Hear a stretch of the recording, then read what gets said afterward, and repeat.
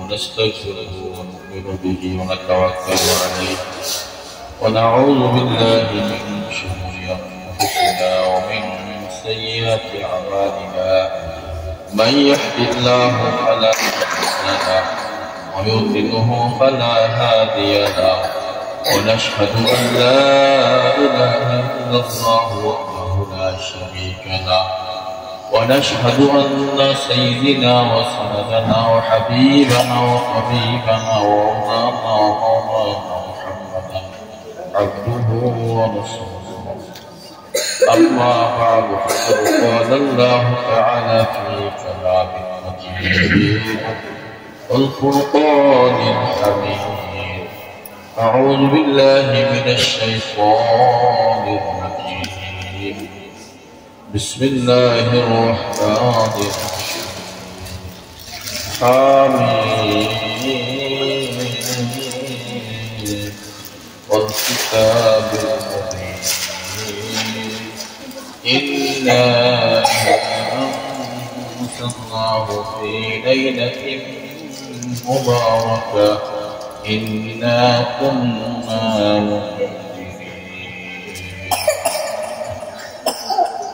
ونشهد الشفاء اللهم صل على سيدنا ونبينا وشفيعنا وحبيبنا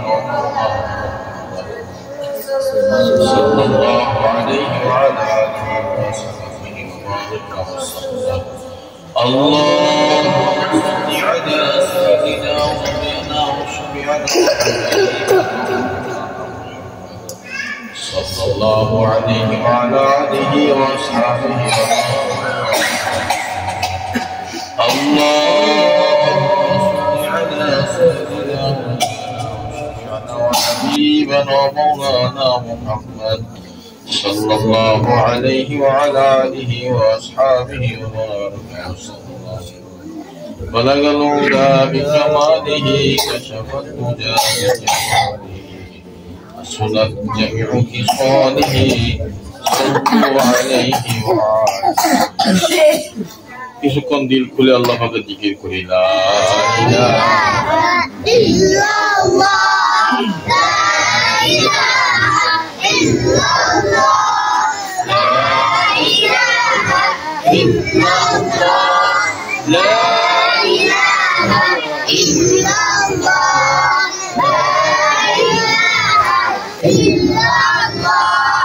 লা ইলাহা ইল্লাল্লাহ লা ইলাহা ইল্লাল্লাহ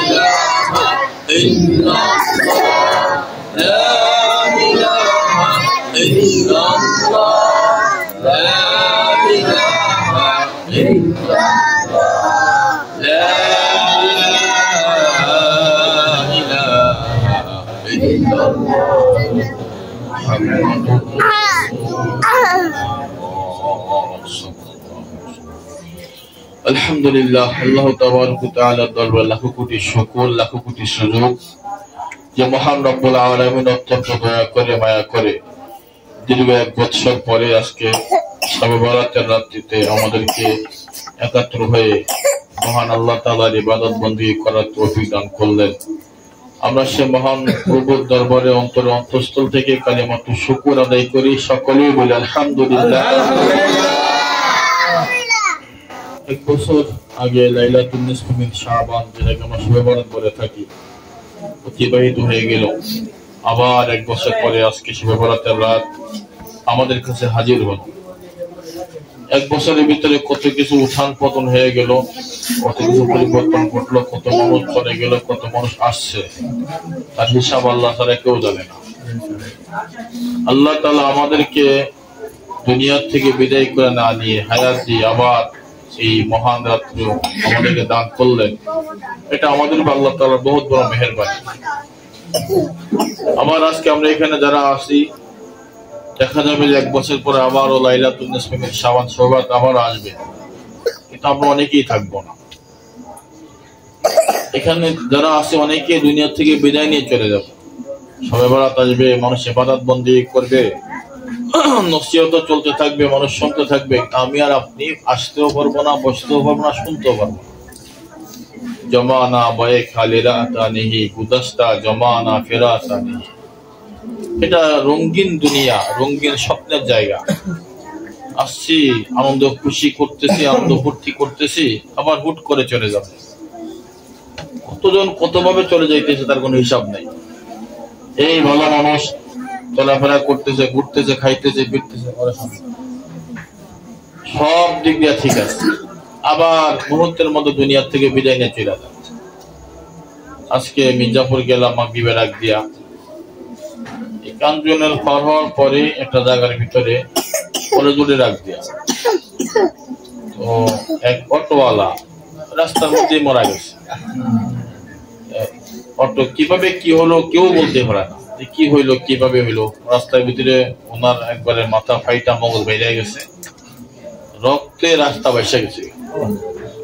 আমরা যখন গেছি তখন রক্ত শুকিয়ে গেছে, কিন্তু রক্ত দেখা যায়, বাইসা গেছে। যাত্রী ছিল অনেক, শুনলাম যে যাত্রীরা চলে গেছে তাদের মতন, সবার তো কাজ কাম আছে, তারা চলে গেছে। অটো ওখানে পড়ে গেছে এখন পর্যন্ত। অটো উঠে মানুষ আটকে আর কার অটো নয়, কেউ চিনে না, ড্রাইভারের বাড়ি কই, ঘর কই, কেউ জানে না। এখন যাদের দেখে মির্জাপুরের অটোওয়ালা তাকে দাঁড়া করে জিজ্ঞাসা করে ছিলেন কিনা গাড়িটা কার। মালিক তো চিনা না, অচেনা মালিক, হয়তো কোন এলাকার মানুষ আসছে, এখানে থাকে। অটো পড়ে রয়েছে, মানুষ হাসপাতালে নিয়ে গেছে, যারা উপস্থিত তারা বলতেছে উনি নাই, মগজ বাইরে গেছে। আর যেভাবে রক্ত বাইরেছে, কোনো মানে গরুর রক্ত এত নাই আমি যেটা দেখলাম, বা মানুষও বলতেছে একটা গরুতে এত রক্ত নাই যে তোমার রক্ত তা বেরিয়েছে। আল্লাহ, সবই চলবে, সবই থাকবে, যার যার গতিতে সবাই চলাফেরা করবে, আমি আর আপনি থাকবো। আমরা মনে করি এটা আমার, এটা আমার, এটা আমার, ওটা আমার, সবই আমার, কিন্তু আসলে কিছুই আমার। চোখ বন্ধ হয়ে গেলে পরকাল, আর বাইসে থাকলে এই কাল। চোখ বন্ধ হয়ে গেল, পরকালের জীবন শুরু হয়ে গেল, আর বাইসে আছে তো এই কালে আছে। কেউ কারোর জন্য বসে থাকে না, কেউ কারো অপেক্ষাও থাকবে না। স্ত্রী বলেন, সন্তান বলেন, পরিবার পরিজন বলেন, কিছুদিন কান্নাকাটি করবে, রোনাদারি করবে, আবার যার যার গতিতে চলতে থাকবে। এটা দুনিয়ার নিজাম, এটা দুনিয়ার সিস্টেম। এখানে সমস্যা হলো আমাদের সমস্যা হলো আমরা সব কিছু জানি, বুঝি, সব করি, কিন্তু ইবাদত আর করি না। এখানে এসে আমরা ব্রেক মারি। পরিবার চালাই, সংসার চালাই, ঘর বাড়ি করি, কাজকর্ম করি, ব্যবসা বাণিজ্য করি, চাকরি বাকরি করি, সবই করে ঠিক মতো, কথাও সুন্দর করে বলতে পারি। ইবাদতের বেলা আমরা দুর্বল হয়ে আছি। এই দুর্বল হওয়াটা আমাদের জন্য দুর্ভাগ্য। আল্লাহ বলেন, তোমাদেরকে দুনিয়াতে পাঠাইলাম পরীক্ষা করার জন্য। আমি পরীক্ষা করব তোমরা কি কাজ করো, কারা কারা ভালো আমল করো, এটা আমি দেখি। পরীক্ষা করার জন্য আল্লাহ আমাদেরকে পাঠিয়ে দিয়েছেন। এখন এই পরীক্ষাগারে সচেতন যে ব্যক্তি, সে এরকম সুন্দরভাবে কাজ করে। পরীক্ষার হলে যারা ছাত্র আছে, ভালো ছাত্ররা বেহুদা সময় কাটানো, সে জানে 3 ঘন্টা সময় আমার হাতে আছে। 3 ঘন্টার ভিতরে আমাকে সুন্দর করে, যত সুন্দর করে লেখা যায়, গুছিয়ে লেখা যাবে, আমার রেজাল্ট তত ভালো হবে। এই জন্য ওই ছাত্র 3টা ঘন্টার একটা মুহূর্ত নষ্ট করতে রাজি না। কারণ সে জানে আমি এখানে 1 মুহূর্ত নষ্ট করবো মানে আমার বড় ধরনের একটা সমস্যা হবে, আমার রেজাল্টটা খারাপ হবে, আমি সময় নষ্ট করবো না। সে নষ্ট করে না। কিন্তু দুনিয়ার জিন্দেগিতে আল্লাহ বলেন, তোমাদেরকে আমি পরীক্ষা করার জন্য প্রেরণ করলাম, এখানে পরীক্ষা করব। আর আল্লাহ জাল্লা শানহু পরীক্ষার রেজাল্টও বাতলায়া দিয়েছেন। রেজাল্ট কি? আল্লাহ বলেন, প্রশ্ন করবে 3টা। কবরের ভিতরে প্রশ্ন কয়টা করবে? 3টা। আমার রব্বুকা, তোমার রবকে প্রশ্ন করবে। অমা দীনুকা, তোমার দিনকে প্রশ্ন করা হবে। অমা নবিউকা আওমান হাযার রাজুল, এই ব্যক্তিকে তাকে চিনো কিনা। 3টা প্রশ্ন করা হবে। 1 নম্বর প্রশ্ন করা হবে তোমার রবকে। যারা রবকে মাইনা চলছে তারা বলবেন রব্বি আল্লাহ, আমার রব হইলেন আমার আল্লাহ। যারা রবের পাগল ছিল, দুনিয়াতে সব কাজের আগে রবকে প্রাধান্য দিয়েছে। আমার আল্লাহ নি খুশি হয়, আমার আল্লাহ হুকুমটা নিয়ে ঠিক মতো পালন করতে পারি, 5 ওয়াক্ত নামাজ নিয়ে ঠিক মতো আদায় করতে পারি। যার চিন্তা চেতনায় ছিল রব, সে একবার বলে দিবে রব্বি আল্লাহ, আমার রব আল্লাহ, কোনো কথা নেই। প্রশ্ন করার সাথে সাথে উত্তর দেওয়া দিবে। অমা দীনুকা, প্রশ্ন করা হবে তোমার দিন কি জিনিস, তোমার দিন কি, তোমার ধর্ম কোনটা, জিজ্ঞাসা করা হবে। যারা জীবনভর ইসলামের শাসন অনুশাসন মেনে চলছে, যারা জীবনভর ইসলামের বিধি বিধান মেনে চলছে, যখন প্রশ্ন করা হবে তোমার দিন কি, সঙ্গে সঙ্গে বলে দিবেন আমার দিন হইল ইসলাম। আমাদের দিন কি? ইসলাম। পৃথিবীতে ধর্ম একটাই। ধর্ম কয়টা? বাবা আদম আলাইহিস সালাম থেকে শুরু করে মা হাওয়া আলাইহিস সালাম দিয়া আল্লাহ পাক 2 জন মানব থেকে আমাদেরকে পাঠাইলেন। 2 জন মানব থেকে আমাদেরকে সৃষ্টি করছেন। হিন্দু বলেন, বৌদ্ধ বলেন, খ্রিস্টান বলেন, ইহুদি বলেন, নাসারা বলেন, তত শ্রেণীর মানুষ আসছে কজন মানুষ থেকে? 2 জন থেকে। এই 2 জন থেকে আসছে। এখন পরবর্তীতে আইসা কেউ মাজুসি, অগ্নিপূজক, কেউ হিন্দু, কেউ বৌদ্ধ, কেউ খ্রিস্টান, কেউ নাসারা হয়ে গেছে। আদম আলাইহিস সালাম ছিলেন এক মানুষ, ধর্ম ছিল একটা, ইসলাম। প্রত্যেক নবীদের ধর্ম ছিল ইসলাম। প্রত্যেক নবীদের অনুসারীদের নাম মুসলিম, মুসলমান। এখন এই যে দ্বিধা বিভক্তি হলো, কেন হলো? এটা শয়তান করে দিছে।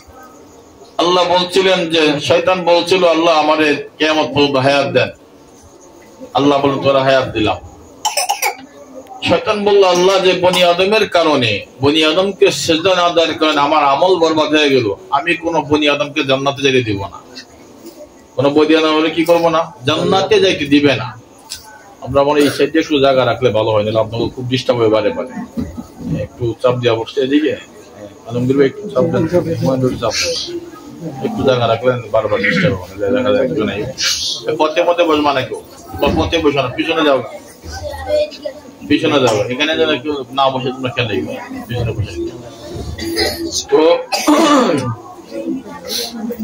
আল্লাহ তাআলা বললেন যে আমি বনি আদমকে মাফ করে দিব। শয়তান বলল আমি পথে পথে বসে থাকবো, তারা যেন জান্নাতে না যেতে পারে। আল্লাহ বললেন বনি আদম যখন হাজারো গুনাহ করে আমার দিকে ফিরে আসবে আমি তার গুনাহগুলি মাফ করে দেব।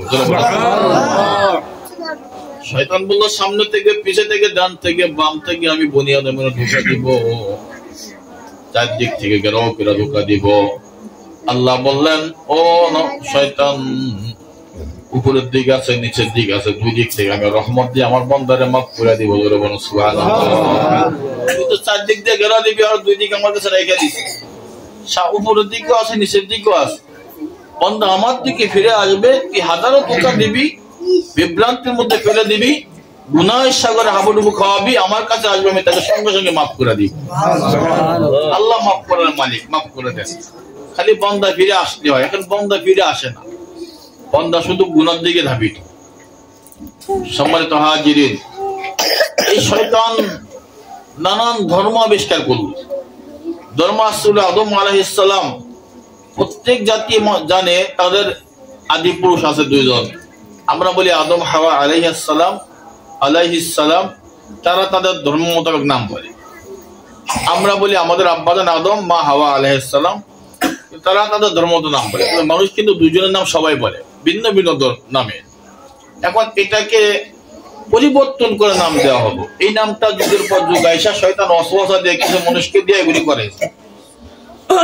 এটা কোরআনের পরে এখন সত্য মিথ্যা কোনটা আমরা জানবেন কিভাবে? এই সত্য মিথ্যা জানার জন্য মাধ্যম হলো কোরআনে কারীম। সত্য মিথ্যা জানার মাধ্যম কি?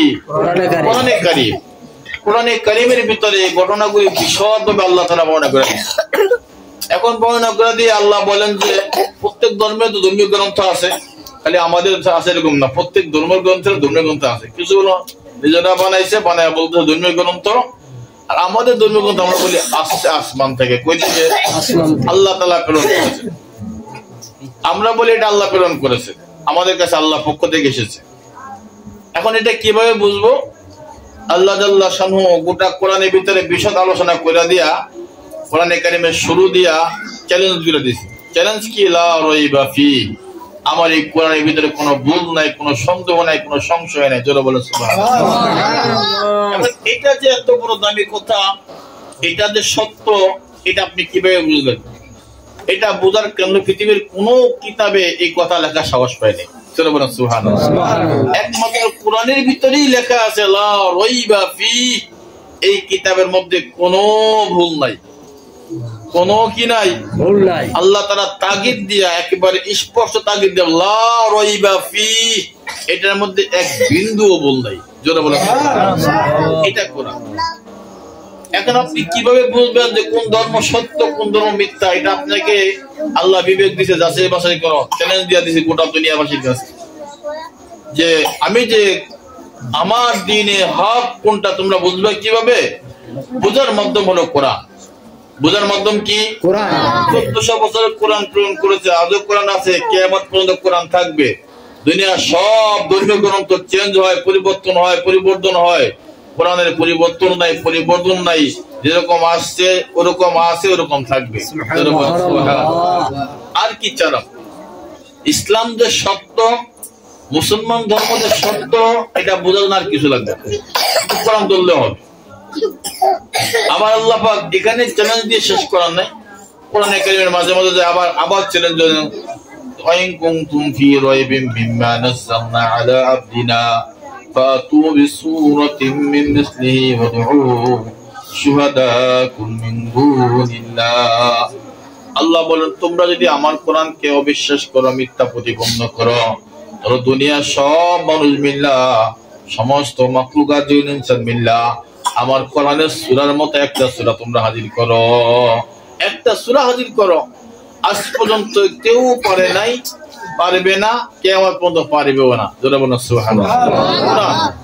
কোরআন আপনাদেরকে তো বিষয়গুলো আলোচনা করার সুযোগ হবে না, আর এটা আপনারা বুঝবেনও না। সংক্ষিপ্ত আকারে বুঝিয়ে দিলাম যে কোরআন এত বড় দামি কিতাব যে কিতাবের শুরুতে আল্লাহ চ্যালেঞ্জ করে দিয়েছেন যে পৃথিবীর কোন গ্রন্থে লিখতে পারে নাই আমার এই কিতাবে ভুল নাই। এমনকি আমাদের যে আসমানি কিতাব 104খানা এগুলি এখনো আছে, এগুলির মানে মানুষ কাইটা সিটটা নিজের মন মতো লেখা ঢুকিয়ে দিয়েছে। ওই আসমানি কিতাবগুলি শুরুতে লেখা সাহস পায় নাই। ওই আসমানিগুলি কিতাবের শুরুতে লেখাটা লেখা নাই যে এইভাবে কিতাবে ভুল নাই। আল্লাহ তাআলা কোরআন দিয়ে নবুয়তের দপ্তর বন্ধ করে দিবেন, ইসলাম কিয়ামত পর্যন্ত থাকবে। এজন্য কোরআনের ভিতরে আল্লাহ তাআলা চ্যালেঞ্জ করে বলতেছেন ইন্না নাহনু নাযালনা যিকরা ওয়া ইন্না লাহু লাহাফিজুন। কোরআন আমি নাযিল করেছি, এই কোরআন হেফাজত আমি আল্লাহই করব।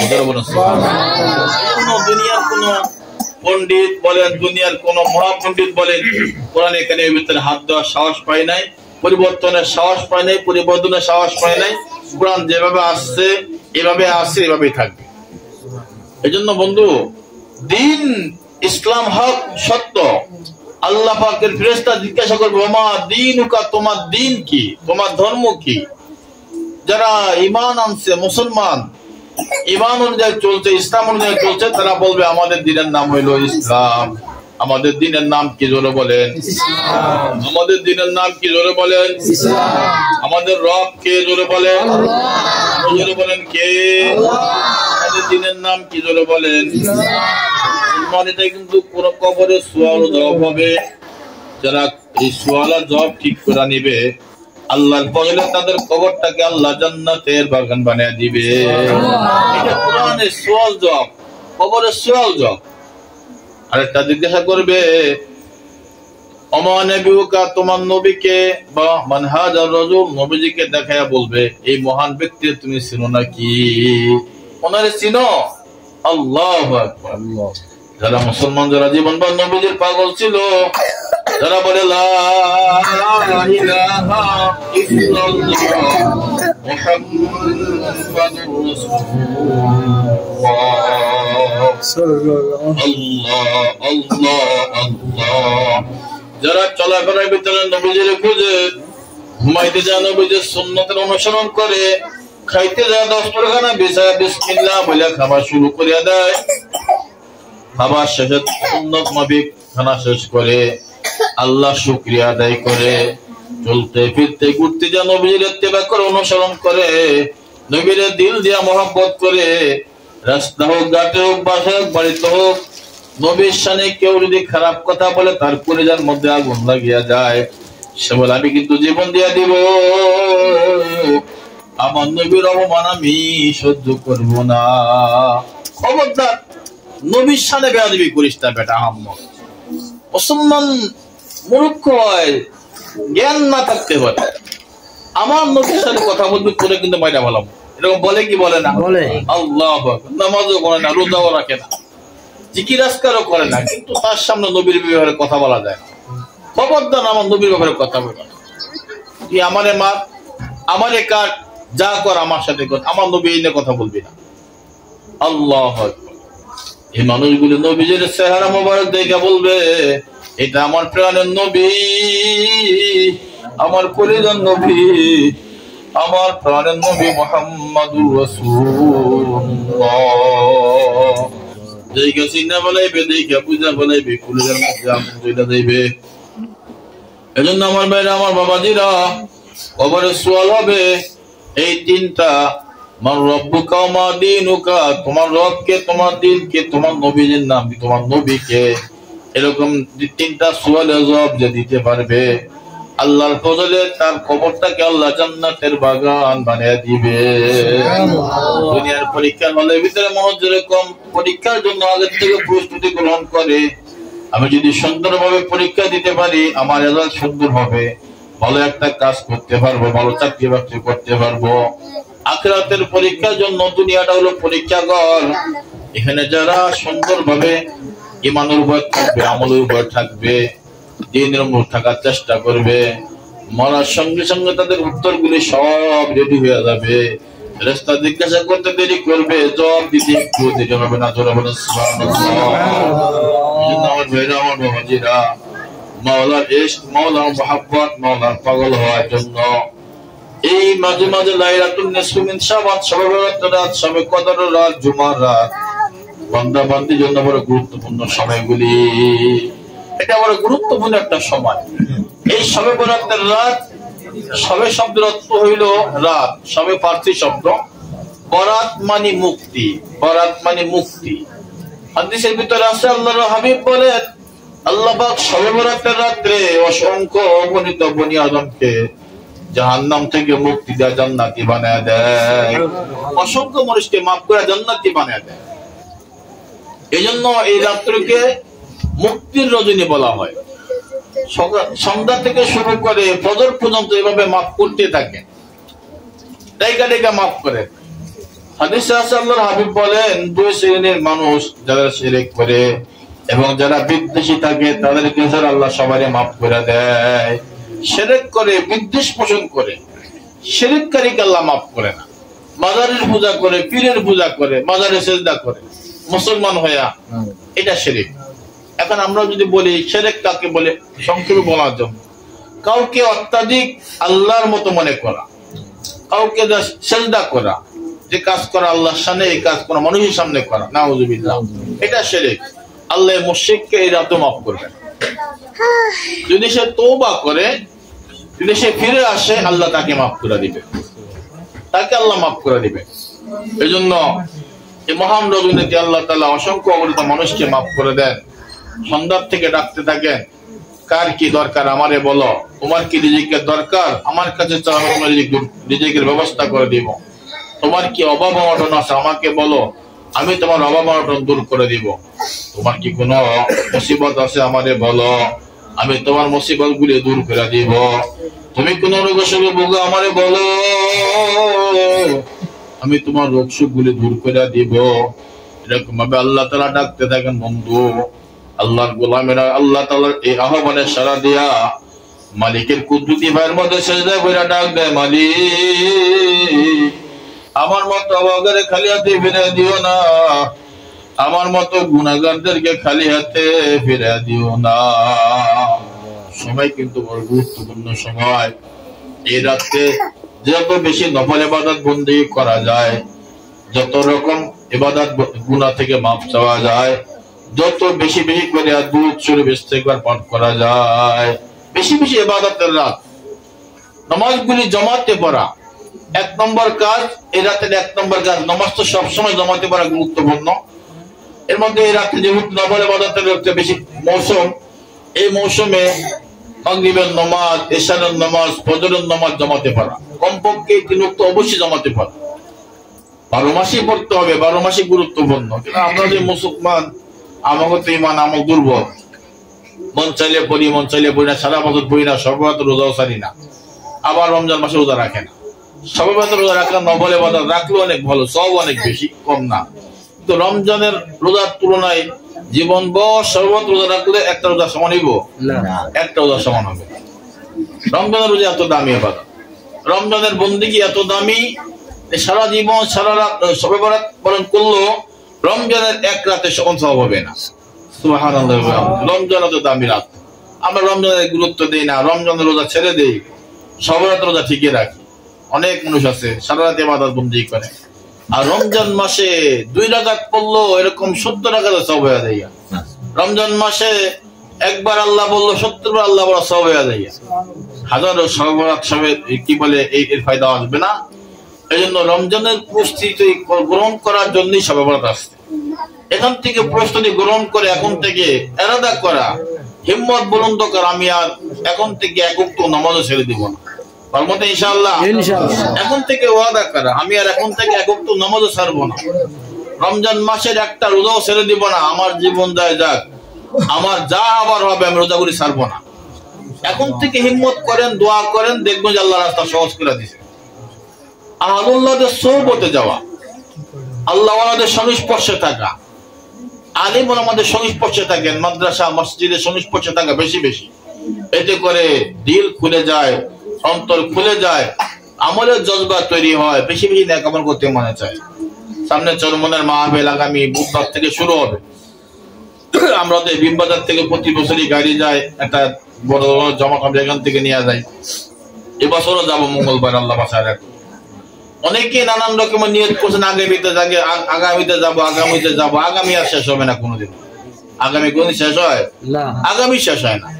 এবছর ঝামেলা, আগামীতে ঝামেলা থাকবো না, এরকম কেউ বলতে পারবো না? কোনোদিনও ঝামেলা শেষ হয় না। মানুষের হায়াত যতদিন আছে তার ঝামেলা কোনোদিনও শেষ হয় না। এই মুসিবত, এই বিপদ, এই সমস্যা, ওই ঝামেলা, এটা থাকে। এগুলির মধ্যেই সময় বাইর কইরা আল্লাহ ওয়ালাদের সোহবতে যা নিজের ঈমান আমল ঠিক করা, আমলের জজবা তৈরি করা। কিছু সময় যদি কোন আহলুল্লাহ সোহবতে থাকে, এক জামানা সোহবতে বাউনিয়া ভেতরে আজ সদসালে কাট বেরিয়া, কোন বুজুর্গ ডাক দিয়ে বলেন কোন আল্লাহ ওলির একসময় সোহবতে কিছু সময় কাটানো বলে 100 বছর নফল ইবাদতের চাইতে উত্তম। জোরে বলেন সুবহানাল্লাহ। 100 বছর নফল ইবাদতের চাইতে উত্তম। আল্লাহ ওয়ালাদের সোহবতে কিছু সময় কাটাইলে 100 বছর নফল ইবাদত করে যেরকম সওয়াব, তার সাথে বেশি সওয়াব আছে। আল্লাহ ওয়ালাদের সোহবত তো দামি। কোন মানুষ যদি কোন আল্লাহ ওয়ালার সোহবতে কিছু সময় বসে, তার দিল আস্তে আস্তে নরম হয়ে যায়, তার ভিতরে ভালো সংস্পর্শ আসে। এই জন্য দুনিয়ার মানুষ বলে সৎসঙ্গে স্বর্গবাস, অসৎ সঙ্গে সর্বনাশ। নেককারদের সোহবতে গেলে মানুষ নেককার হয়ে যায়, বদকারের সোহবতে থাকলে একটা ভালো মানুষ আস্তে আস্তে বদকার হয়ে যায়। নেককারদের সোহবতে যাওয়া। এই জন্য চরমনার মাহফিল আসতেছে সামনে, আমরা প্রস্তুতি গ্রহণ করি, আল্লাহর কাছে দোয়া করি আল্লাহ আমাদের জন্য সহজ করে দেন। সকলে বলি আমিন। সম্মানিত হাজিরিন, শবে বরাতের রাত ওয়াজ নসিহতের রাত না, এটা হলো আমলের রাত্রি। তার চাইতে যে বেশি নফল নামাজ পড়া যায়, বেশি বেশি জিকির আজকার করা যায়, তাসবিহ তাহলিল করা যায়, এটা হলো এই রাত আমলের রাত্রি। এরকম নফল নামাজ পড়া যত রাকাত সম্ভব হয়। আপনাদের অনেকেই বলে এত রাকাত পড়তে হবে, এই সূরা পড়তে হবে না, কোন সূরা পড়তে হবে। আপনি যে সূরা জানেন ওই সূরা দিয়ে পড়েন, যত রাকাত পড়েন তত রাকাত দিয়ে পড়েন। বেশি রাকাত পড়ার কোনো ফায়দা না, বরং গুরুত্ব দিয়া নামাজ পড়া। এবার আপনি 10 রাকাত পড়েন, 20 রাকাত পড়েন, আরো বেশি পড়েন, আরো কম পড়েন, কোনো সমস্যা নেই, পড়তে থাকে। এরপরে বিশেষভাবে আমাদের যে আমলটা করা সেটা হলো ফরজ নামাজের গুরুত্ব দেওয়া। ফজর এবং ইশারের নামাজ অবশ্যই জামাতে পড়া। রাসূল করিম সাল্লাল্লাহু আলাইহি ওয়াসাল্লাম বলেন, যে ব্যক্তি ফজর এবং ইশারের নামাজ জামাতে পড়বে, আল্লাহ পাক তার আমলনামায় সারা রাত নফল ইবাদতের সওয়াব দান করবেন। সুবহানাল্লাহ। এবার আপনি রাত 10টা 11টা 12টা 1টা পর্যন্ত ইবাদত করে শুয়ে বললেন, ফজর নামাজ পড়লেন না, ইবাদতের কোনো কাম হইল না? কাম হইল না। কারণ আপনি 10টা 11টা পর্যন্ত ইবাদত করেন, ভোর রাত্রে সেহরি খেয়ে আগামীকাল রোজা রাখেন, একটা রোজা রাখার কথা আসছে হাদিস, অন্তত একটা রোজা রাখেন। এই রোজাটা সবাই রাখার চেষ্টা করেন,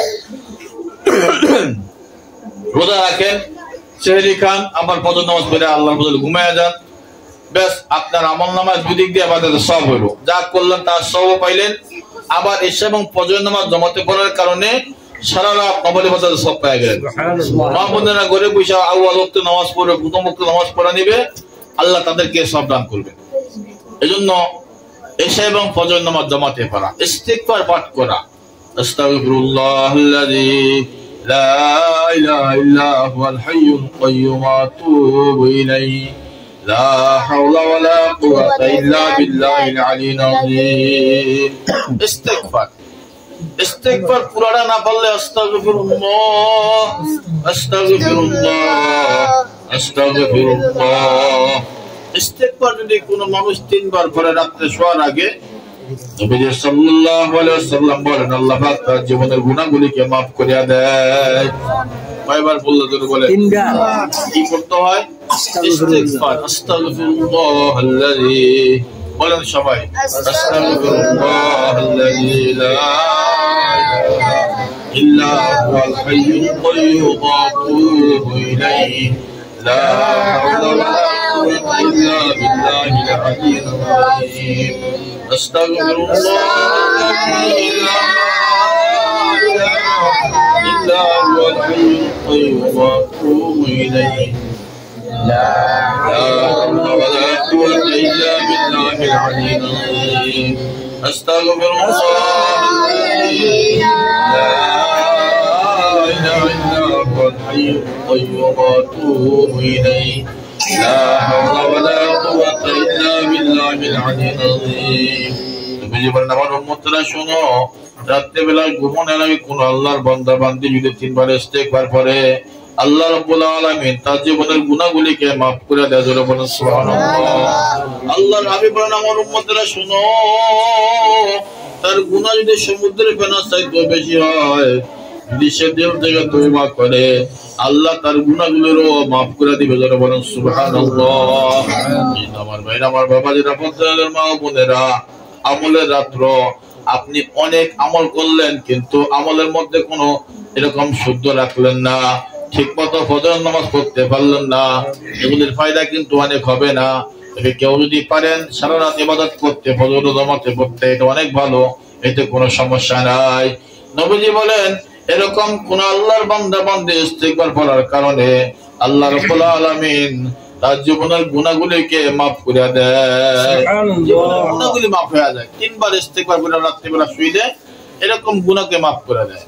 এজন্য বাবাজি বেশি বেশি করে ইস্তিগফার পাঠ করা, এটা শুধু আজকের রাতের জন্য না, সারা জীবনের জন্য। আজকের রাতে না, সারা জীবনের জন্য। ধরে বলেন সারা জীবনের জন্য। আমল তো সব করতে পারবেন না, কিছু আমলকে ধারণ করা। এর মধ্যে একটা আমল হলো এটা রেকর্ড রাখা নিজের ভিতরে। আমি রাত্রে শোয়ার আগে দোয়া করছি, তো পূর্বই এই ইস্তিগফারটা অবশ্যই পড়বো। পারবেন তো ইনশাআল্লাহ? এটা একেবারে ইকিন করে আমল করে নেন। শোয়ার আগ দিয়া বিছানাতে যাওয়ার আগে বা হাঁটাহাঁটির ভিতরে, আজে বাজে কথা না বইলা এই ইস্তিগফার পড়বেন, দুরূদ শরীফ পড়বেন। এগুলি আমল করতে করতে ঘুমায়া যান। সারাদিন কত জায়গায় যাওয়া হয়, কত গুনাহ হয়ে যায়। চোখের গুনাহ হয়, হাতের গুনাহ হয়, পায়ের গুনাহ হয়। আল্লাহ গো, বৈশা আপনার কাছে মাপ চাইতে পারি না, চোখের পানি ফলাইতে পারি নাই, কিন্তু শোয়ার আগে দিয়া আমি আপনার কাছে মাপ চাই শুইতেছি। আল্লাহ, আমার দয়া করে আপনি মাফ করে দেন। সকলে বলেন আমিন। আমার ভাইরা, আমার বাবাজিরা, আমরা অনেকেই মনে করি বৈশা দোয়া করতে হবে না, দোয়া কবুল হবে না। আমাদের অনেকেরই জানা নাই তওবা করার জন্য বৈশা পড়তে হয় না, হাঁটার ভিতরে তওবা করা। আল্লাহ, আমার গুনাহ হয়ে গেছে, ভুল হয়ে গেছে, আল্লাহ আমাকে মাফ করে দেন। চলাফেরার মতো তওবা করা যায়, কারণ জীবনটা ব্যস্তময় জিন্দেগি। এক কাজ না করতে আর এক কাজ শুরু হয়ে যায়। ঘরের ভিতরে কাজের শেষ নেই, বাইরে কাজের শেষ নাই। কাজ করা আল্লাহর নির্দেশ।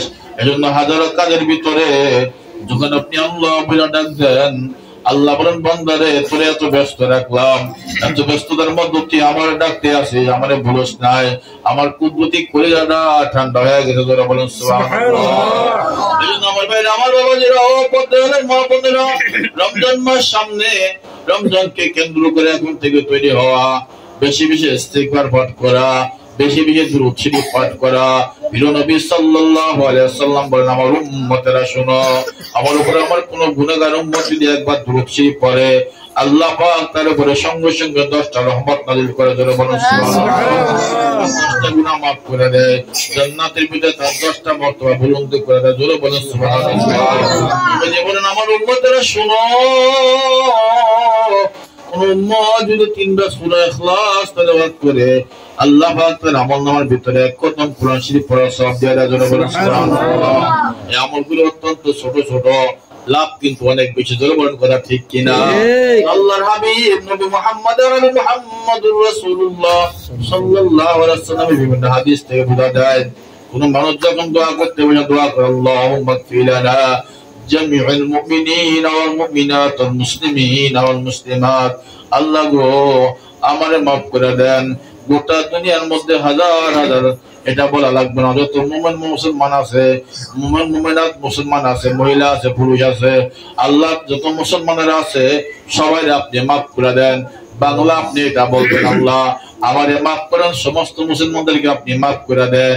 নবীজি বলেন, লক্ষ লক্ষ কোটি কোটি মুসলমান আব্বাজান আদম থেকে শুরু করে এখন পর্যন্ত আসছে, কিয়ামত পর্যন্ত আসবে।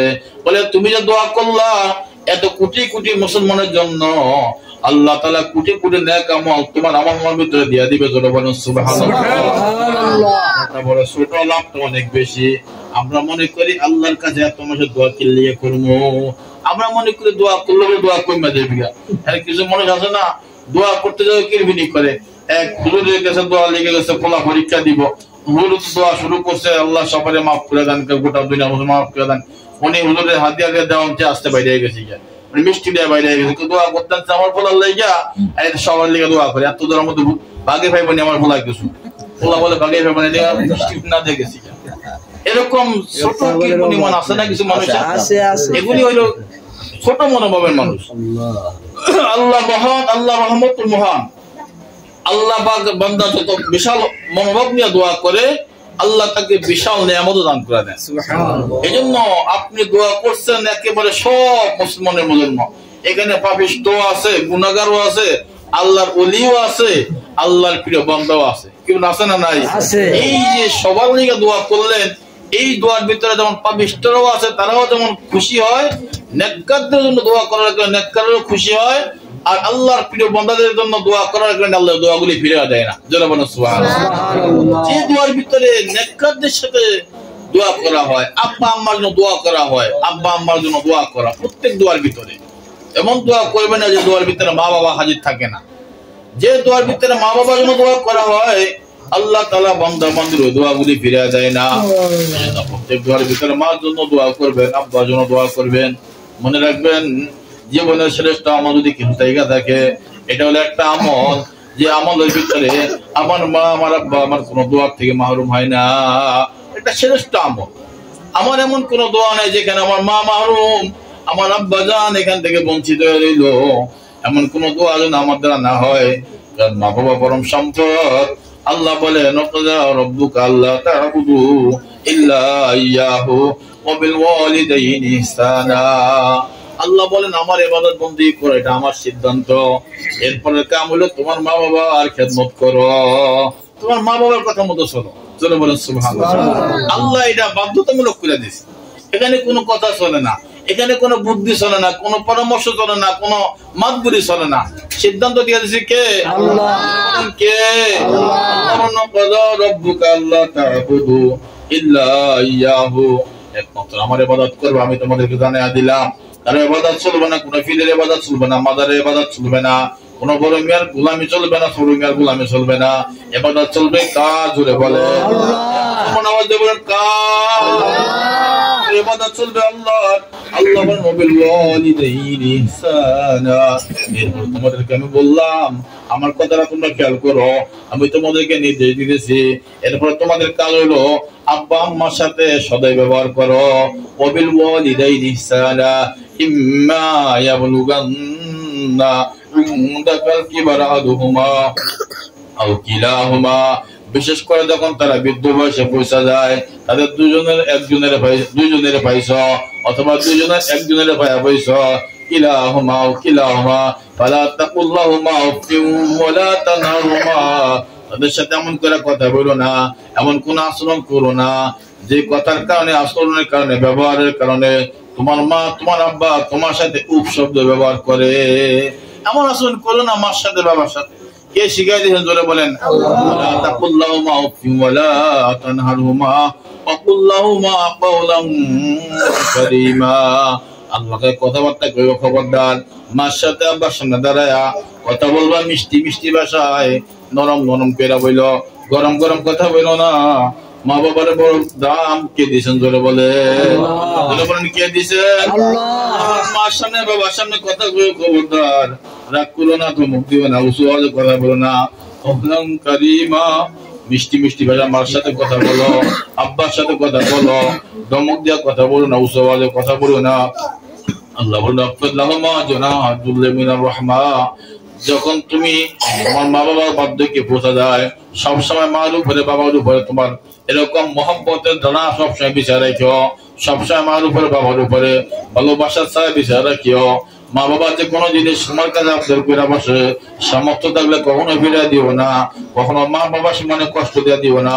আল্লাহ বলেন واخفض لهما جناح الذل من الرحمة وقل رب ارحمهما كما ربياني صغيرا।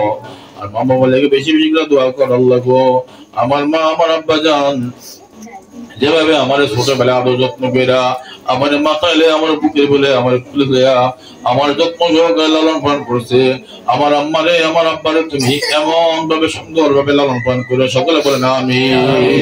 আল্লাহ দোয়া শিখিয়ে দিছে, আকুল রব্বির হামহুমা কামা রব্বায়ানি সগীরা, রব্বির হামহুমা কামা রব্বায়ানি সগীরা।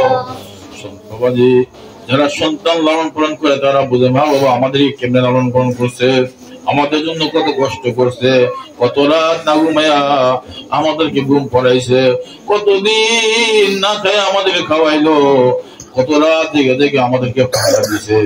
বাবা সন্তান লালন পালন ছাড়া কোনোদিন বোঝানো যায় না, এটা কোনোদিন মানুষ বুঝতে পারে না। এই জন্য আল্লাহ বলেন খবরদার মা বাবার জন্য সবসময় দোয়া করো, রব্বির হামহুমা কামা রাব্বায়ানি সগীরা, রব্বির হামহুমা কামা রাব্বায়ানি সগীরা। এভাবে মার জন্য বাবার জন্য প্রাণ খুলে দোয়া করা। আজকে বরাতের রাত্রি, এই রাতে আমাদের অনেকের মা দুনিয়া থেকে বিদায় নিয়ে চলে গেল। আজকে অনেকের আব্বাজান দুনিয়াতে নাই, জীবন ভর মার কবরে বসে ধরে মা বলে ডাকলো, মা কোনোদিনও জবাব দিবে না। আব্বাজানের কবরে বসে ধরে আব্বু আব্বু বলে ডাকলো, আব্বাজান আর কোনোদিনও সাড়া দিবে না। কিন্তু বন্ধুরে পৃথিবীর এক প্রান্তে বসে আমার জন্য বাবার জন্য হাত উঠিয়া বুকের পরে ছেড়ে দিয়ে ডাক দিয়ে বলো, মালিক আমার মারে নিরাশ করো না, আমার আব্বার নিরাশ করো না, কবরে কষ্ট দিও না, হাসলে কষ্ট দিও না, মিজানে কষ্ট দিও না। আম্মাজান আব্বাজান যেখানে আপনি যেখান থেকে হাত তুলে দোয়া করেন না কেন, মার কলিজা ঠান্ডা হয়ে যায়, আব্বাজানের কলিজা ঠান্ডা হয়ে যায়।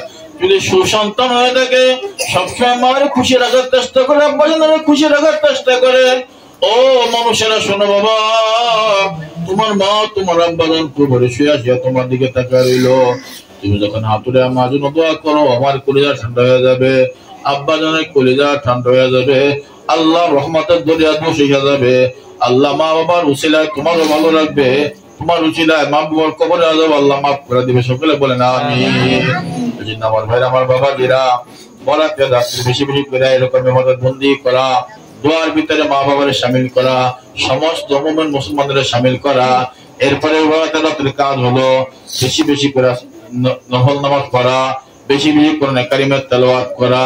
বরাতে রাতের কাজ হলো সালাতুত তাসবিহ আদায় করা, সম্ভব হলে সালাতুত তাসবিহ আদায় করবেন। সালাতুত তাসবিহ আদায় করার নিয়ম হলো প্রথমে আপনি যখন এরকম নিয়ত করবেন 4 রাকাত নামাজের জন্য, প্রথমে আপনি হাত বাঁধার পরে সানা পড়ার পরে 15 বার সুবহানাল্লাহ আলহামদুলিল্লাহ ওয়া লা ইলাহা ইল্লাল্লাহ আল্লাহু আকবার এটা পড়বেন 15 বার। এরপরে সূরা শেষ কইরা রুকুতে যাওয়ার আগে 10 বার, রুকুতে যায় 10 বার, রুকু থেকে ওইটা 10 বার, এরকম 30 বার আর 15 বার 45 বার। আবার যখন সিজদায় যাবেন সিজদার তাসবিহ পাঠ করিয়া 10 বার, আবার 2 সিজদার মাঝখানে বসিয়া 10 বার, আবার সিজদার মধ্যে 10 বার। এরকম এক সিজদার ভিতরে 75 বার হয়ে যাবে। এক রাকাতে 75 বার করিয়া 4 রাকাতের ভিতরে এরকম 300 বার এই তাসবিহটা পাঠ করবেন। আল্লাহর হাবিব বলেন, আমার চাচাজি আব্দুল্লাহ ইবনে আব্বাস রাদিয়াল্লাহু তাআলা আনহুকে ডাক দেয়া বলতেছেন, আমি আপনাকে আমার একটা আমল বলে দেই, যদি সম্ভব হয় প্রতিদিন পড়বেন, যদি তা না পারেন সপ্তাহে একবার পড়বেন, যদি তা না পারেন মাসে একবার পড়বেন, যদি না পারেন বছরে একবার পড়বেন। চাচাজি যদি বছরে একবার না পড়তে পারেন তত জীবনে একবার হলো এই নামাজটা আদায় করবেন। এই নামাজের নাম হলো সালাতুত তাসবিহ, যে নামাজ পড়ার কারণে আল্লাহ পাক বান্দাবান্দির জীবনের গুনাহগুলিকে মাফ করে দেয়। এরকম ভাবে প্রত্যেক রাকাতে এরকম 75 বার করে পড়া। আবারও বলে দেই, তাসবিহ পড়ার পরে হাত বাঁধার পরে তাসবিহ সানা পড়ার পরে 15 বার, রুকুতে যাওয়ার আগে 10 বার, রুকুতে দেয়া 10 বার, রুকু থেকে সোজা দাঁড়া 10 বার, আবার সিজদার ভিতরে যা সিজদার তাসবিহ পড়া 10 বার, 2 সিজদার মাঝখানে বসিয়া 10 বার, আবার সিজদার মধ্যে যা 10 বার। এভাবে এক রাকাতের ভিতরে 75 বার হয়ে যায়। অন্য রিওয়ায়াতে আবার ভিন্নভাবে আসছে, এটা আমার কাছে সহজ মনে হয় আপনাদেরকে এটা বলে দিলাম। সবে বরাতের রাতে ইবাদত হলো সালাতুত তাসবিহ আদায় করা, মাঝে মাঝে মোনাজারি করা, যখন মন চায় মন দিলটা নরম থাকে বসে যাবেন হাতটা উঠায়া বা সিজদার মধ্যে পড়া যাবেন। সিজদার মধ্যে পড়ে আল্লাহর সাথে এরকম মনের আকুতি গুণতি কথাগুলি ভাঙ্গিয়া বলবেন। আল্লাহ তাআলা কখন কার ডাকে সাড়া দিয়ে বসে আল্লাহ ছাড়া কেউ জানে না। আমার ভাইরা আমার বাবা যে রহমতের মা বোনেরা, আমরা এখন চোখ কুড়ার বন্ধ করে দিয়া মনটাকে নরম করে দেই। কোনদিন কার মনে ডাক আসা দেয় কেউ জানি না। হায়াতে জিন্দেগিতে কত গুনাহ করেছি আল্লাহ ছাড়া কেউ জানে না। আল্লাহ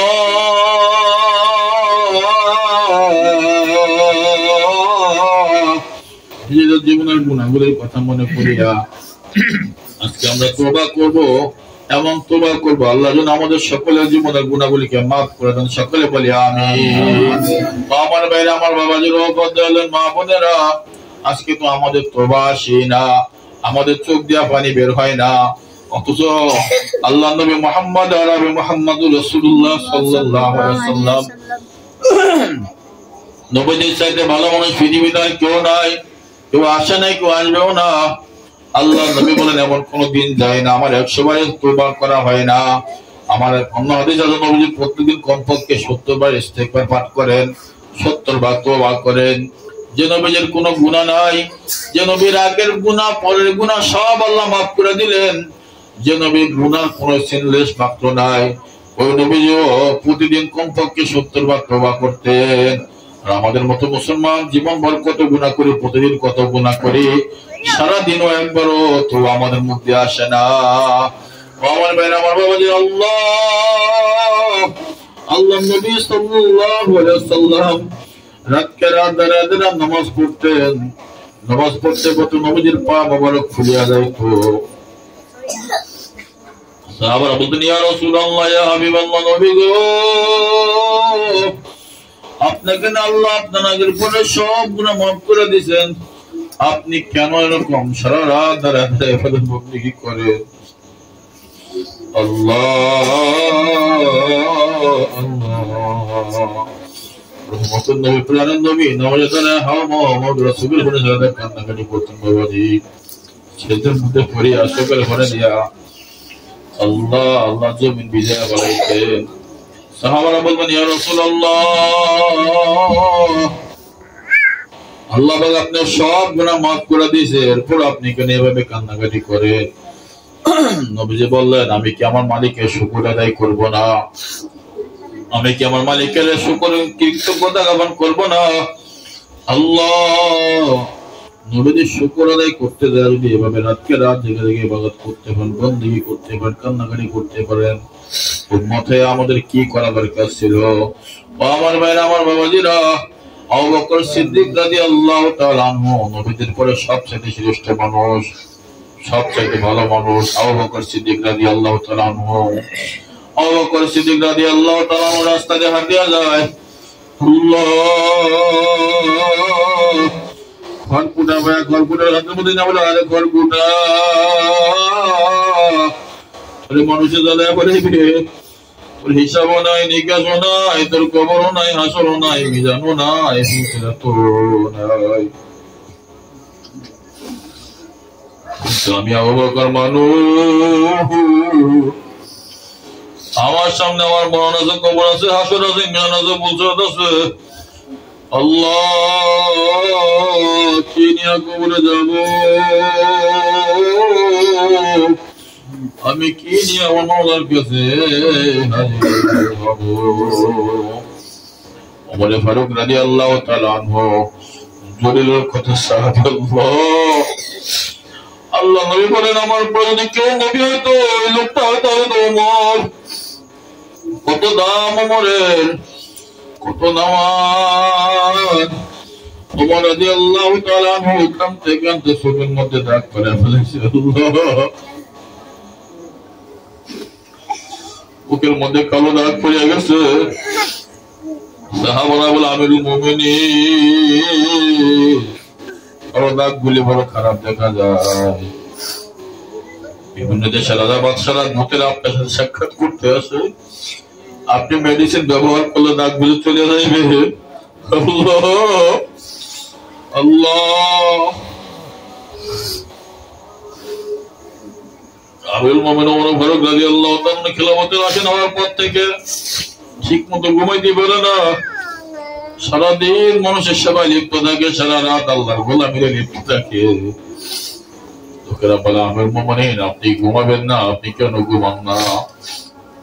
বলে, ভাইরে, আমি যদি দিনের বেলা ঘুমাই মানুষের হক নষ্ট হয়ে যায়, রাত্রিবেলা যদি ঘুমায় আমার হক আমার কাছে নষ্ট হয়ে যায়। কোন সময় ঘুমাবো, আমি ঘুমানোর সময় পাই না, আমার ঘুমে আসে না। আল্লাহ আমিরুল মুমিনিন চোখের মধ্যে কালো কালো দাগ পড়ে গেল। সাহাবারা বলল, আমিরুল মুমিনিন আপনি মুখের মধ্যে মেডিসিন ব্যবহার করলে আপনার দাগ গুলো চলে যাবে, আপনি দয়া করে মেডিসিন ব্যবহার করেন। ওমরে ফারুক রাদিয়াল্লাহু তাআলা ডাক দিয়ে বলল, ও আমার ভাইরা, ও আমার সাথীরা, ও আমার বন্ধুরা, শোনো, আমি ওমর, আমি কবরে যাব, আমার হাসর হবে, মিজান হবে, ফুলসিরাত হবে, আমার মাওলার সামনে সাক্ষাৎ করতে হবে। আমি চিন্তা করে দেখলাম কি আমল নিয়ে মালিকের কাছে যাব। মালিক যদি বলে, ওমর রে কি নিয়ে আইলি?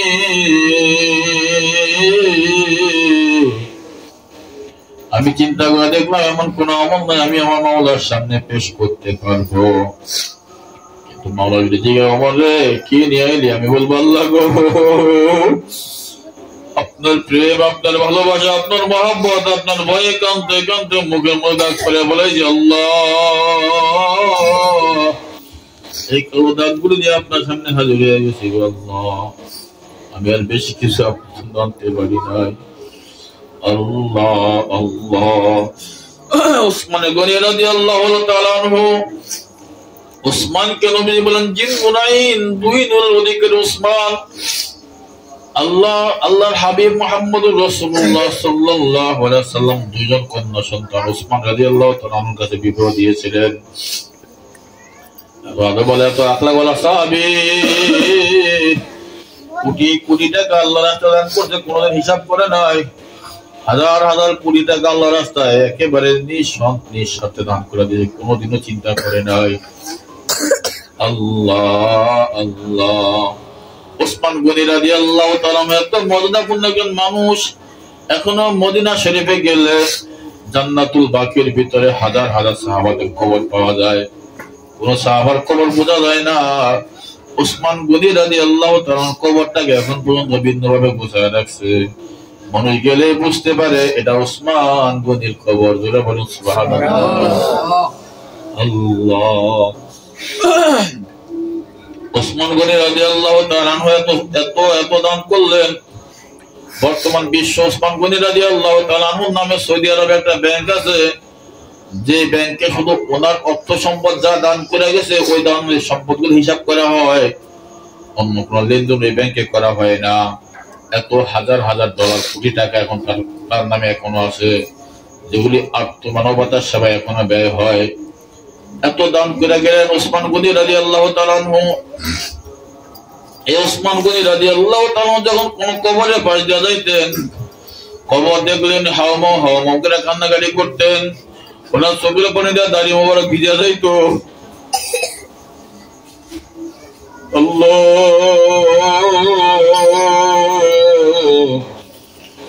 আল্লাহ।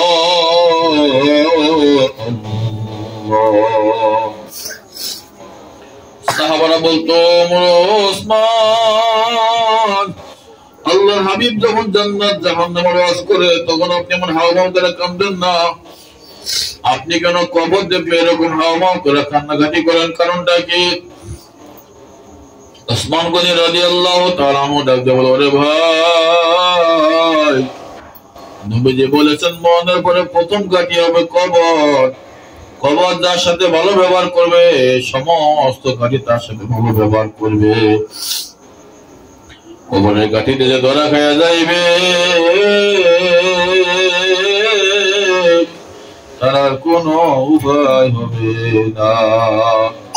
এই কবর দেখলে আমার বড় ভয় লাগে। আল্লাহ, এই যে ভাই হবে আমার কবরে, আল্লাহ যদি মাফ না করেন কবরে, ভাই হবে আমার কবরে। মওলা যদি মাফ না করেন কবরে। উসমান গনি রাদিয়াল্লাহু তাআলা মুডাক দিয়ে বলেন, বাইরে কবরের কাছে প্রথম কাছে আল্লাহ নবী বলেন কবরের কাছে দিলে মাফ পেয়ে দেবে, আল্লাহ তার জন্য সব গাঠিগুলি সহজ করে দিবে। কবরের কাছে যে আলোক হয়ে যাবে তার আর কোন উপায় হবে না। হযরত আলী রাদিয়াল্লাহু তাআলা আনহু নবীজির কলিজার টুকরা হযরত ফাতেমা রাদিয়াল্লাহু তাআলা আনহাকে যার কাছে বিবাহ দিয়েছিলেন, আলী রাদিয়াল্লাহু তাআলা এত মর্তবা। নবী বলেন, আলা মাদিনাতুল ইলম আলিউন বাবুহা, আমি হলাম ইলমের শহর, আমার আলী হলেন ওই ইলমের শহরের দরজা। এত মর্তবা আলী রাদিয়াল্লাহু তাআলা আনহু। আলী রাদিয়াল্লাহু তাআলা আনহু সুগর বনে সারাতে বলেন, লাইতা উম্মি লাম তালিদ বি লাইতানি কুনতু সাবিয়া লাইতানি কুনতু হাসিশান কালাতনিল মুহমানাইয়া। তিনি কবিতা ভিত্তি করে বলেন, আফসোস আমার মা যদি আমার জন্ম না দিত, আমি যদি দুনিয়াতে না আসতাম। আবার বলেন, আমি যদি খড়কুটা হইতাম, আমি যদি গাছ হইতাম, আমার পশু খায়া বলাই তো আমার কোন চিন্তা ছিল না, কোনো ভয়ও ছিল না।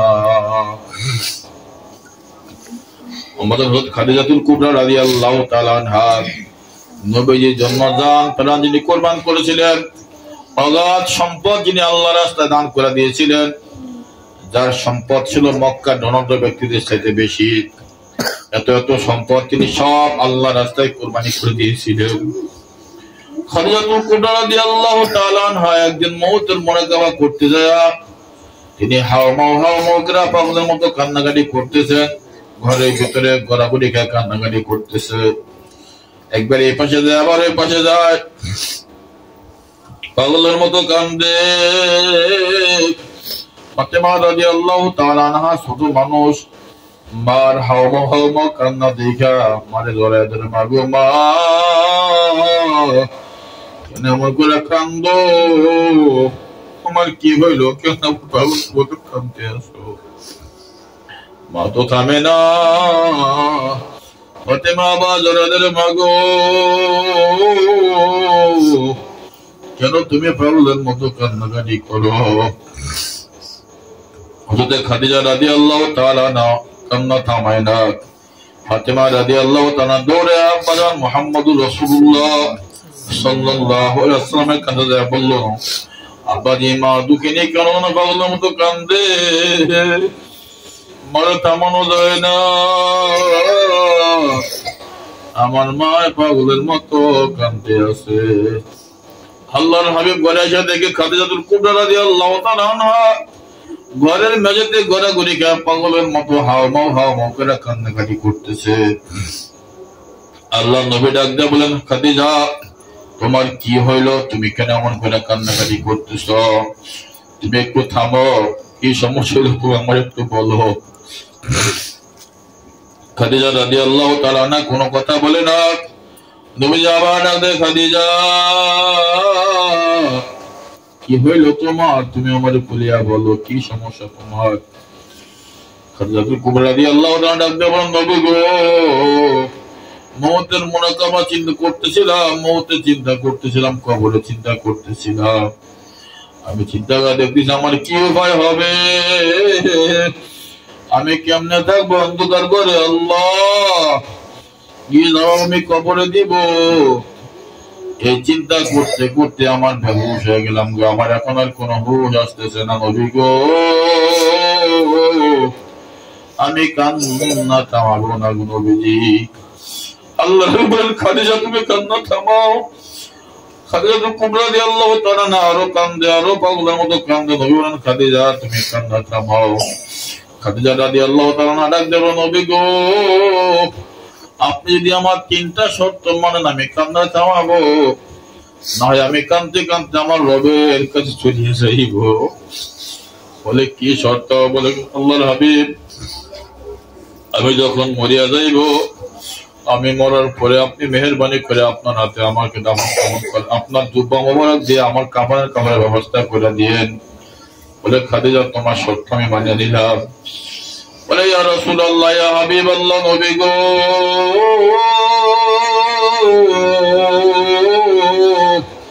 আপনার বরকতি হাত দিয়ে আমার কবরে শোয়া দিয়েন। আচ্ছা আমি তাও করবো। বলে নবী গো 3 নম্বর শর্ত যখন আমার অন্ধকার কবর লাগিয়া যে যাওয়ার মতো চলিয়া যাইবে, অন্ধকার কবরে মাটি দিয়ে চাপা দিয়ে আমরা যখন সবাই চলে যাবে আমি অন্ধকার কবরে থাকবো, ফেরেশতারা চলে আসবো সওয়াল জবাব করার জন্য। আমার বড় ভয় হয় আমি এই সুন্দর মতো জবাব গুলো দিতে পারবো।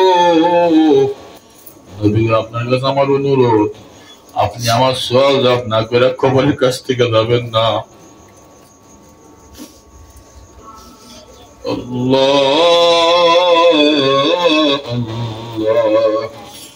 খাদিজা আল্লাহ নবীর জন্য পাগল করা ছিলেন, জীবন দেওয়ার আল্লাহ দিনের জন্য জীবনটাকে কুরবানি করলেন। যে খাদিজা রাদিয়াল্লাহু তাআলা ধন সম্পদ সহায় সম্পত্তি সব আল্লাহর রাস্তায় ব্যয় করে দিলেন। এই খাদিজা বলেন নবী গো আমার ভয় হয় আমি সওয়াল জবাব ঠিক মতো করতে পারবো, আপনি দয়া করে আমার সওয়াল জবাব না হওয়া পর্যন্ত আমার কবরের পাশ থেকে যাবেন না। আমি বললাম খাদিজা আমি তোমার সব সত্য মেনে নিলাম। কিছুদিন পরে আম্মাজান খাদিজাতুল কুবরা রাদিয়াল্লাহু তাআলা আনহা দুনিয়া থেকে বিদায় নিয়ে চলে গেলেন। নবীজি তাকে রূপা মোবারক দিলেন, কফনের ব্যবস্থা করে দিলেন, নিজের হাত দিয়ে কবরে শোয়া দিলেন। কবরের পাশে দাঁড়ায় রইলেন, নবীজি যায় না। 1 2 3 4 ঘন্টা চলে যায়, নবীজি যায় না। আল্লাহ পাক জিবরাইল আমিন আলাইহিস সালামকে পাঠিয়ে দিলেন, জিবরাইল আমার হাবিবের বলো আমার হাবিব কেন কবরের কাছ থেকে যায় না? জিবরাইল বলেন ইয়া রাসূলুল্লাহ ইয়া হাবিবাল্লাহ আল্লাহ পাক জানতে চেয়েছেন আপনি কেন কবরের কাছ থেকে যান না। বলে খাদিজা তো আমাকে শর্ত দিয়ে দিয়েছিল। আল্লাহ পাক ডাকলেন জিবরাইল আমার বন্ধুরে বলো আমার হাবিবের বলো যে খাদিজা জীবন যৌবন আমার দিনের জন্য কুরবান করলো, আমার হাবিবের জন্য কুরবান করলো। ওই খাদিজা সওয়াল দাও আমার বন্ধু আমার হাবিব আপনি দিতে হবে না, আমি আল্লাহ আমার খাদিজার কবরের সওয়াল জবাব করে দিয়ে জোরে বলেন সুবহানাল্লাহ। আমার ভাইরা আমার বাবাজির ওপর দেওয়ালের মাহফুজেরা হায়াত কাল কখন শেষ হয়ে যাবে কেউ কিন্তু জানি না। বাবাজি মরার আগে মরার হিসাব করে নাও, হায়াত শেষ হওয়ার আগে হায়াতের হিসাব করে নি। বাবা আমি আমার জীবনটা কোন পথে ব্যয় করলাম, আমি আমার হায়াতটা কোন পথে ব্যয় করলাম, কি পথে আয় করলাম, কিভাবে আল্লাহ রাস্তায় ব্যয় করলাম, এগুলো নিজের হিসাব নিকাশ করলে নিজের চোখের সামনে সব ভাসে উঠবে। গুনাহগুলির কথা মনে করিয়া চোখের পানি ছেড়ে দিয়া আল্লাহর কাছে তওবা করার মতো তওবা করলে আল্লাহ পাক বলেন হাজারো গুনাহ যদি তোমার থাকে আমি আল্লাহ তোমার সব গুনাহগুলি মুহূর্তের মধ্যে মাফ করে দিব। এইজন্য বাবা চোখ বন্ধ করিয়া নিজের মৌতের বিছানার মধ্যে শোয়া দিয়া মনে ডাক দিয়ে বলো রে মন আমি এখন মরিয়া গেলাম, আমার পাশে আমার ছেলে মেয়ে মা মা বলিয়া পাগলের মতো কান্নাকাটি করতেছে, আমার পাশে আব্বু আব্বু বলিয়া পাগলের মতো কান্নাকাটি করতেছে।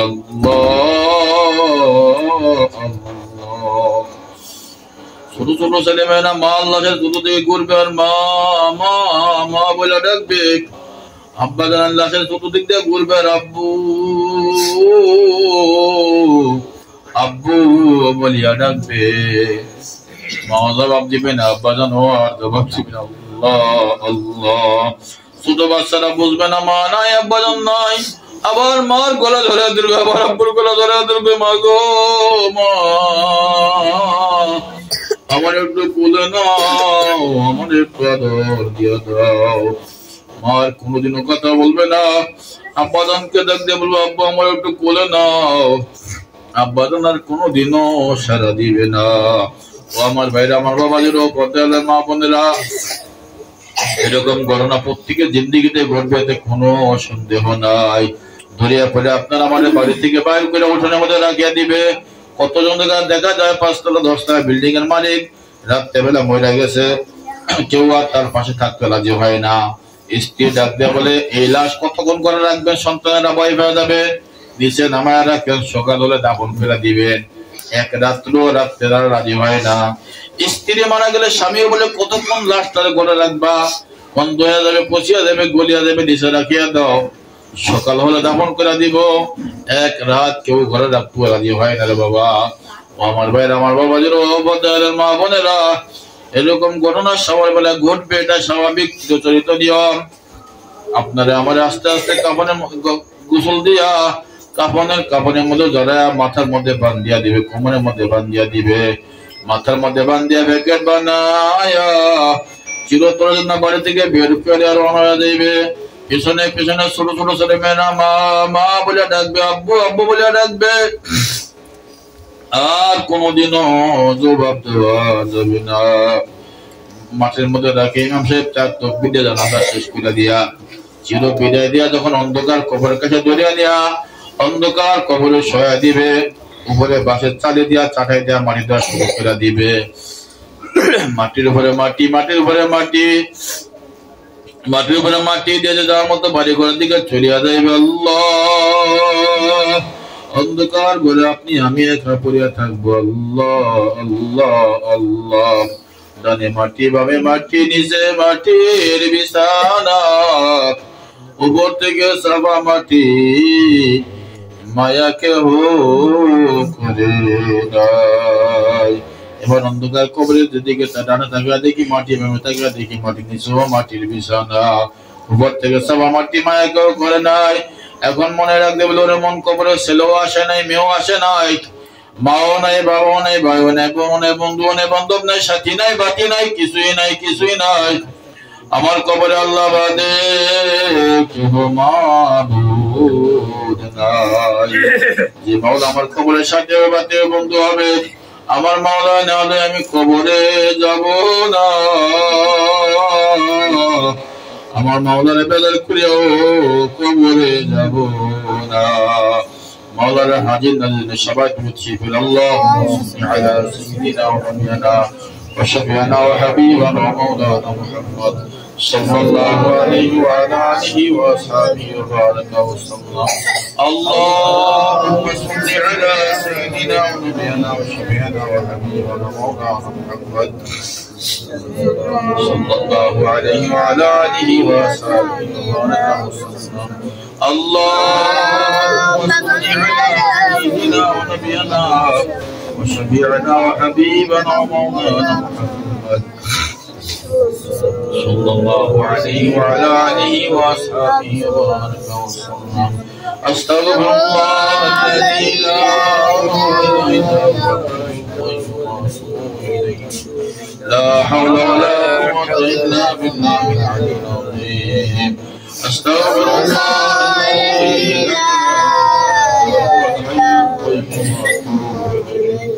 لا حول ولا قوة إلا بالله العلي العظيم.